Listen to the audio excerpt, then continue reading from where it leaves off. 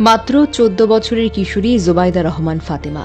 স্বপ্ন ছিল লেখাপড়া করবে, মায়ের কষ্ট ঘোচাবে। আর তার মা রোকেয়া রহমান, বয়স মাত্র ৩২।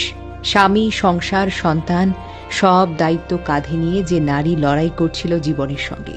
কিন্তু সে লড়াইয়ের পথে সবচেয়ে ভয়ঙ্কর আঘাতটি এলো সবচেয়ে কাছের মানুষের হাত থেকে। যে ঘরে ফাতেমা গিয়েছিল পড়তে, সে দরজার ওপাশে ছিল শিক্ষক, খাতার কলম।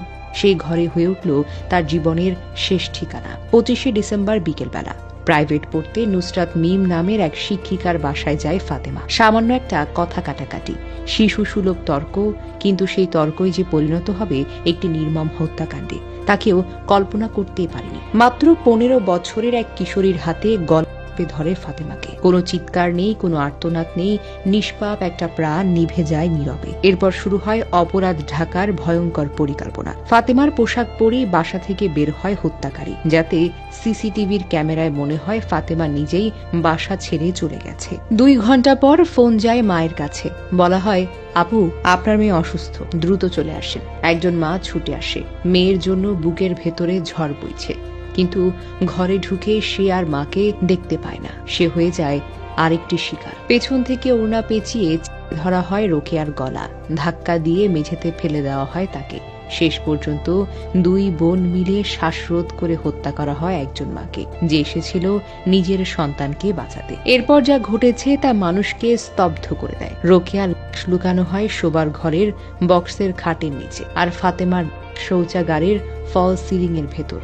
এবং সবচেয়ে ভয়ঙ্কর সত্য, এই ২ সঙ্গে একই ফ্ল্যাটে ২১ দিন ধরে বসবাস করে হত্যাকারীদের পরিবার। এই ২১ দিনে ঘরে রান্না করা হয়েছে, ঘুম হয়েছে, স্বাভাবিক জীবন চলছে, আর ঠিক পাশে পচে গেছে মা ও মেয়ের নিথর দেহ। ২৫শে ডিসেম্বর থেকে নিখোঁজ ছিলেন রোকেয়া ও ফাতেমা। একজন স্বামী, একজন বাবা থানায় জিডি করেছেন, পরে অপহরণের মামলাও করেছেন। কিন্তু কেউ জানতো না সত্যটা লুকিয়ে আছে একটি ফ্ল্যাটের ভেতরে। পুলিশ জানায়, এই হত্যাকাণ্ডের পেছনে ছিল এনজিও ঋণের কিস্তি পরিশোধের চাপ। ১.৫ লাখ টাকার ঋণের জামিনদার ছিলেন ফাতেমার মা রোকেয়া। কিস্তি দিতে না পারায় মনোমালিন্য, চাপ আর ক্ষোভ ধীরে ধীরে জন্ম নেয় এক ভয়াবহ অপরাধে। কেরানীগঞ্জ মডেল থানার ওসি এম সাইফুল আলম জানান, প্রাথমিক জিজ্ঞাসাবাদে শিক্ষিকা নুসরাত মিম ও তার ছোট বোন হত্যাকাণ্ডে জড়িত থাকার কথা স্বীকার করেছে। নাবালিকা হওয়ায় একজনকে পাঠানো হচ্ছে শিশু উন্নয়ন কেন্দ্রে, বাকি আসামিদের পাঠানো হয়েছে আদালতে।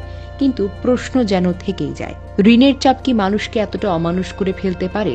একজন শিক্ষিকার ঘর যদি মৃত্যু কক্ষে পরিণত হয়, তাহলে আমাদের সমাজ কোন পথে হাঁটবে? আজ ফাতেমা নেই, রোকেয়া নেই, কিন্তু তাদের নীরব আর্তনাদ প্রশ্ন হয়ে দাঁড়িয়ে আছে আমাদের সামনে। আমরা কি শুধু খবর দেখে পরের স্ক্রলে চলে যাব, নাকি মানুষ হিসেবে একটু থামবো, একটু ভাববো? আল্লাহ মা ও মেয়ের আত্মাকে শান্তি দিন, শোকাহত পরিবারকে দিন অসহনীয় বেদনা সহ্য করবার মতো শক্তি, আর আমাদের বিবেককে দিন জেগে ওঠার মতো সাহস।